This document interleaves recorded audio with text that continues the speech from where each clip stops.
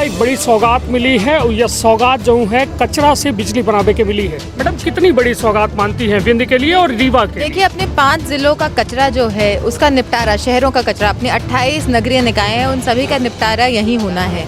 ये 158 करोड़ का प्रोजेक्ट बना था जिसमें 55% राशि जो है शासन द्वारा लगाई है। ये भारत शासन की भी राशि है, इसमें राज्य सरकार की भी राशि है और हमारी नगरीय निकायों की भी राशि है।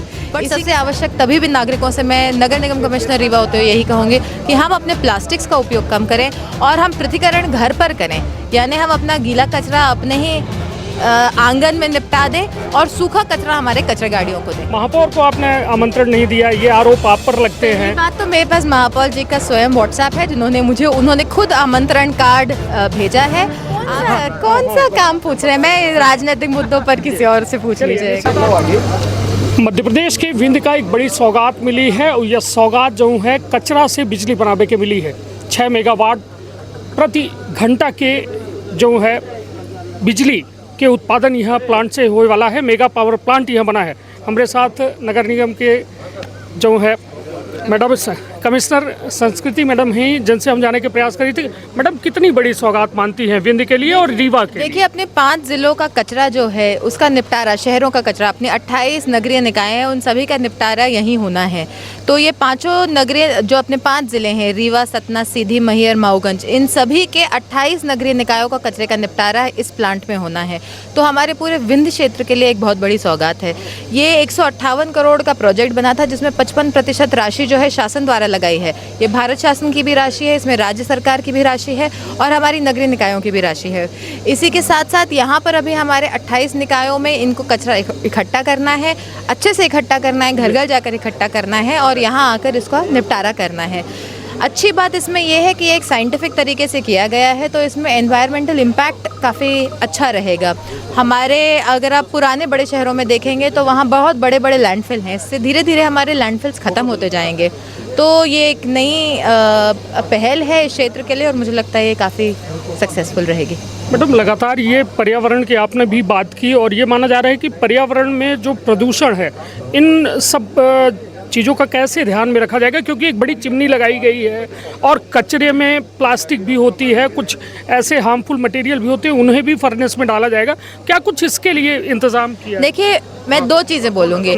जब हम पर्यावरण की बात कर रहे हैं तो एक हमारा नागरिकों का बहुत अहम रोल है। जब नागरिक हमारे कचरे को अलग अलग बांटेंगे, यानी सूखा कचरा और गीला कचरा अलग करेंगे, तो सूखा कचरा हमारे फर्नेस के लिए बहुत अच्छा है। गीला कचरा बहुत साधारण सी बात है, इतना अच्छा है नहीं। तो जब हम घर में ही अपने कचरा का सेग्रीगेशन करेंगे, यानी उसका हम अलग अलग पृथक्करण करेंगे और सूखा कचरा इस प्लांट में आएगा, तो इस प्लांट में अच्छे तरह से बिजली का उत्पादन हो पाएगा।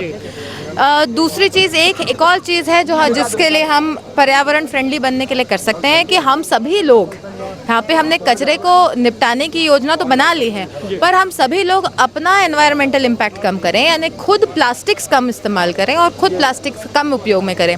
हम रीयूज़, रिड्यूस, रिसाइकल की परिभाषा में जाएंगे तो हम सभी का कचरे का उत्पादन कम होगा और कचरे का उत्पादन कम होगा तो हमें निपटारे करने के लिए और सहूलियत प्राप्त होगी। अब जो आप कह रहे हैं कि कचरे से ये किस तरह एनवायरमेंटल फ्रेंडली है, जब हमारे बड़े कचरे के पहाड़ बनते हैं तो उससे कई सारे लीचेंट्स आकर हमारे पीने के पानी को प्रदूषित करते हैं। तो यहाँ साइंटिफिक लैंडफिल्स बनाए गए हैं ताकि पीने के पानी जो हमारे नीचे एक्विफायर्स हैं उसमें पोल्यूशन ना हो। इसी के साथ साथ यहाँ पर ये कचरा जो नहीं, तो हमारे प्लास्टिक्स को लगभग 200, 300, 500 साल लग जाते हैं, डिपेंडिंग ऑन किस प्रकार का प्लास्टिक है, कि उसका डिग्रेडेशन कितने साल होता है। यानी हमारी 5-6 पीढ़ियाँ बीत सकती हैं तब तक हमारा कचरे का, ये प्लास्टिक्स का निपटारा नहीं हो। तो इसको जलाने से ये फ़ायदा होगा कि हमारी बिजली बनेगी जो हम वापस रीयूज़ कर लेते हैं। तो ये एक सस्टेनेबल तरीका है। बट सबसे आवश्यक तभी भी नागरिकों से मैं नगर निगम कमिश्नर रीवा होते हुए यही कहूँगी कि हम अपने प्लास्टिक्स का उपयोग कम करें और हम पृथक्करण घर पर करें, यानी हम अपना गीला कचरा अपने ही आंगन में निपटा दें और सूखा कचरा हमारे कचरा गाड़ियों को दें। मैडम बस एक आखिरी सवाल, आप जब ये आमंत्रण कार्ड की बात आती है, हालांकि एक ये बड़ा कंट्रोवर्शियल विषय बना, महापौर को आपने आमंत्रण नहीं दिया, ये आरोप आप पर लगते हैं। ये बात तो मेरे पास महापौर जी का स्वयं व्हाट्सएप है, उन्होंने खुद आमंत्रण कार्ड भेजा है। आप सभी लोग, मैं ये बताना चाहूँगी, केवल नगर निगम रीवा का कार्य नहीं है, ये 28 यूएलबीज का कार्य है, जिसमें 5 जिलों के 28 नगरीय निकाय शामिल हैं। तो महापौर जी तो पूर्व में भी उन्होंने हमें साथ दिया है कचरे के निपटारे के लिए, आने वाले समय में भी वो देते रहेंगे। और आप देख पाएंगे कि यहाँ पर जो हमारा पत्थर बना है इस कमिश्निंग और ग्रिड इंटीग्रेशन में, इसमें हमारे 5 ज़िले के समस्त जनप्रतिनिधि जो नगरीय निकाय से जुड़े हुए हैं, उन सभी का नाम लिखा हुआ है। जी, तो मतलब ये माना जाए कि ये जो खटपट है ये कहीं ना कहीं आम जन को प्रभावित नहीं कर रही है, उनके काम को। कौन सा काम पूछ रहे हैं? मैं राजनीतिक मुद्दों पर किसी और से पूछ लीजिए। इसी तौर पर हमारे साथ रही हैं संस्कृति जैन कमिश्नर मैम, जिनके द्वारा साफ तौर में यह बेहद आशा विश्वास जताई गई कि एक बेहतर कल की तिर यह प्लांट बेहद जरूरी रहा और निश्चित तौर पर एक बड़ी सौगात के रूप में विंध्यवासिन का यह प्लांट मिला है। तो अपन अपने परिवार के रखा बहुत ख्याल। धन्यवाद, प्रणाम।